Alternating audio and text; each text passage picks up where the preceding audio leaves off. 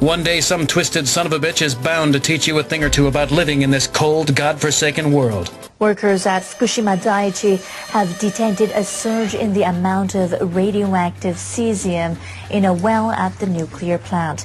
A researcher says the people in charge of the facility need to do more to stop tainted groundwater from seeping into the ocean. No shit.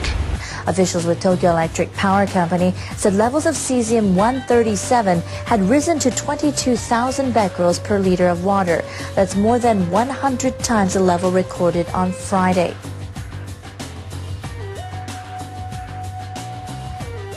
Officials with Tokyo Electric Power Company said levels of cesium-137 had risen to 22,000 becquerels per liter of water. That's more than 100 times the level recorded on Friday. The people at TEPCO need to install steel plates in addition to reinforcing the embankment on the coastal side of the plant. They have to take a multi-layered approach to stop the leaks of contaminated groundwater. On Monday, workers started drilling holes along the ocean bank. They plan to pour chemicals into the holes to harden and waterproof the soil.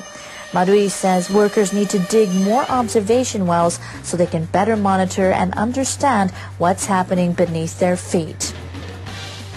People from towns that were destroyed in Japan's 2011 disaster are trying to get on with their lives, but their efforts to rebuild are being hampered by land and labor shortages. Communities in the country's northeast are still recovering from the earthquake and tsunami that struck 2 years and 4 months ago. Residents living along the coastline are relocating to higher ground. Workers in some towns are raising ground levels to prevent flooding by tsunami. But reconstruction is likely to take longer than expected as local authorities struggle to buy up land and find workers. Cleanup efforts at the Fukushima Daiichi nuclear plant have run into extended delays.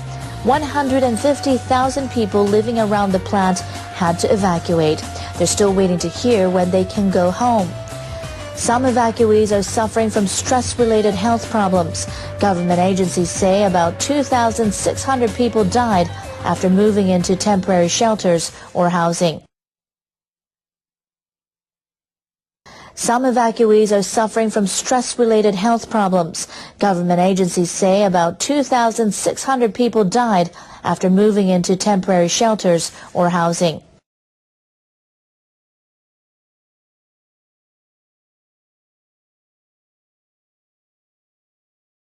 A team of Japanese researchers is expressing concern more than 2 years after the accident at the Fukushima Daiichi nuclear plant. They found high levels of radioactivity in fish almost 100 kilometers from the plant. The scientists caught several Japanese sea bass off Hitachi City that contain levels of radioactive cesium exceeding 1,000 becquerels per kilogram. The amount is more than 10 times the government safety limit. In April 2011, several other fish caught in the same area also contain levels of cesium above 1,000 becquerels. The researchers are trying to find out why fish are still tainted more than 2 years after the accident. One day some twisted son of a bitch is bound to teach you a thing or two about living in this cold, godforsaken world. Executives at a power company in western Japan have filed applications to restart their reactors. Oh my God! The units must pass stricter safety checks put in place in response to the 2011 accident at the Fukushima nuclear plant. Officials at Kyushu Electric Power Company applied with the Nuclear Regulation Authority to restart 2 reactors at the Genkai plant.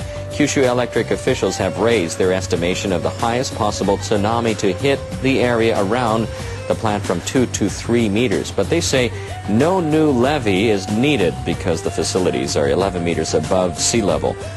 The step brought the number of reactors under NRA review to 12 at 6 plants across Japan. NRA experts are screening the applications to determine if the utilities have taken all necessary steps to ensure the safety of their plants.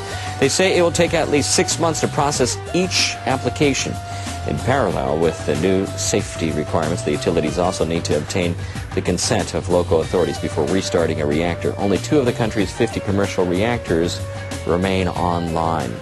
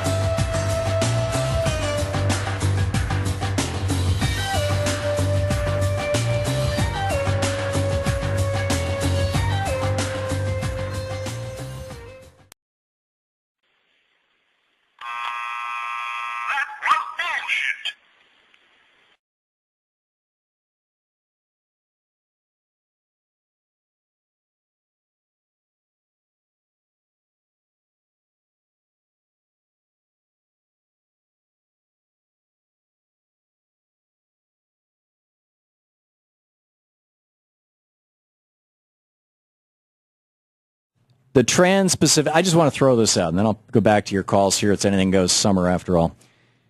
After Fukushima, after the nuclear power plants melted down in Japan, Germany, which had a couple of nuclear power plants of their own, said, that's it, no more. They were already well into their, 10,000, 100,000 solar panel roofs, whatever it was, program. So a company in Sweden that makes nuclear power plants is now suing Germany, saying, you can't do that. We're a corporation. And even though we're not a corporation in your country, Germany and Sweden have trade agreements through the EU, and we get to sue you. You can't have laws that hurt our companies. Bechtel Corporation sued Bolivia for undoing the privatization of its water supply. That was, a couple of decades ago. I wrote about that in my book on equal protection. Corporations have already collected, this, by the way, from a post by Callie over on Democratic Underground titled Secret TPP Deal Would Void Democracy. Corporations have already collected $365 million by suing governments, usually in developing countries where the government doesn't have a lot of money, doesn't have a lot of lawyers. And they're suing them under existing treaties. There's $13 billion more in suits standing before NAFTA and CAFTA and SHAFTA tribunals in Central America and Peru. Consider this. In June 2012, the Egyptian government raised the minimum wage. A French company sued them, said, you can't raise your minimum wage. These are the kind of trade agreements that the Trans-Pacific Partnership is the penultimate example of. The TPP, which is being negotiated in secret right now by the Obama administration, and they're trying to give it what's called fast-track authority, which means that it will be presented to Congress for an up or down vote, no amendments allowed, and no filibuster allowed. This should be considered a treaty, and it should require a two-thirds vote. But no, they're calling it an agreement, and they're trying to fast-track it. This will mean the end of democracy in America officially, and the beginning of transnational. It's not just American corporations running the show here. It's going to be transnational corporations running the show. Welcome to the United States of Sony and Deutsche Bank and Samsung and, fill in the blanks. This is not good. You may want to contact your member of Congress or call the White House comment line and share with them your opinion on whether we should have the Trans-Pacific Partnership or the transatlantic variation thereof, which President Obama is pushing right now. The man who used to manage the plant has died. Masao Yoshida was one of the Fukushima 50 who worked after the accident to prevent a broader catastrophe. He died after a battle with cancer of the esophagus. NHK World's Chiaki Shikawa reports. Masao Yoshida had managed Fukushima Daiichi for just 9 months when he was confronted with the biggest challenge of his career. He was in charge at the time of the accident, then led the fight to bring the reactors under control. He recounted his experiences in November 2011, about 8 months later. After the accident, to be honest, I thought several times that I might die. I felt the plant was out of control, so I thought, this is the end. Yoshida sometimes struggled with the tensions of his job. Officials from Tokyo Electric Power Company released video of a conference call that took place 3 days after the accident.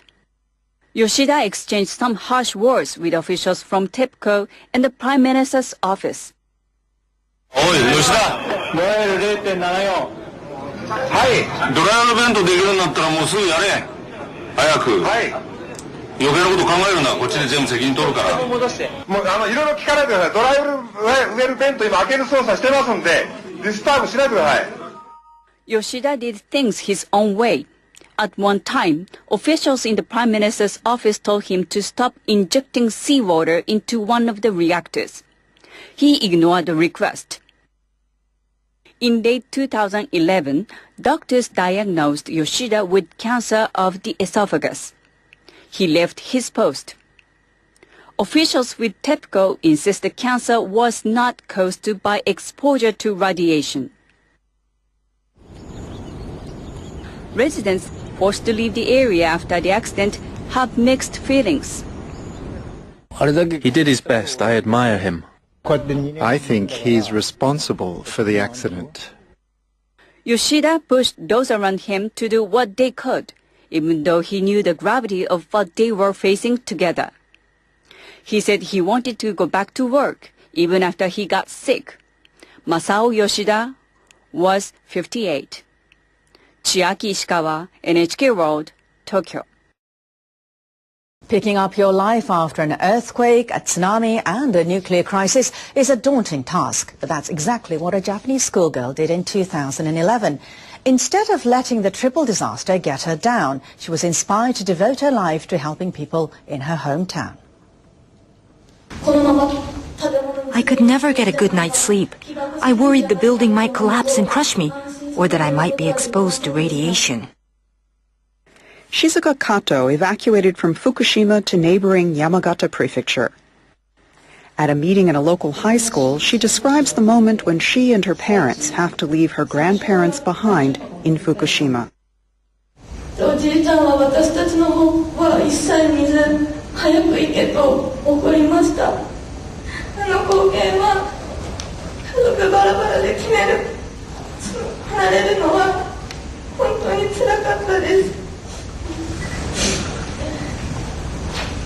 When life is normal, we don't experience things like that. It was heartbreaking. Shizuka's troubles began after her junior high graduation ceremony. On March 11, 2011, the day of the earthquake. The Kato residence sits just 8 kilometers from the Fukushima Daiichi power plant. So the family decided to sit out for Tsuruoka, nearly 200 kilometers away. But it meant Shizuka had to give up her dream of enrolling at a local high school and becoming a nurse. Shizuka and her family stayed at this evacuation shelter. Local high school volunteers visited her and other evacuees. Some had hearing impairments, and that would have a bearing on Shizuka's new life. In the meantime, she enjoyed getting together with her new friends. Later, Shizuka went on to attend high school in Tsuruoka, where she joined a volunteering club. Now she leads it. Because she befriended hearing-impaired people, she is keen to master sign language. She's given up her dream of becoming a nurse, but she is determined to become a speech therapist. My dream is to get 2 national certificates. And she is clear about where she will practice. Fukushima. I can't abandon my birthplace. I'll return there. Eventually, it will take her back to her hometown, where residents will benefit from all her healthcare skills.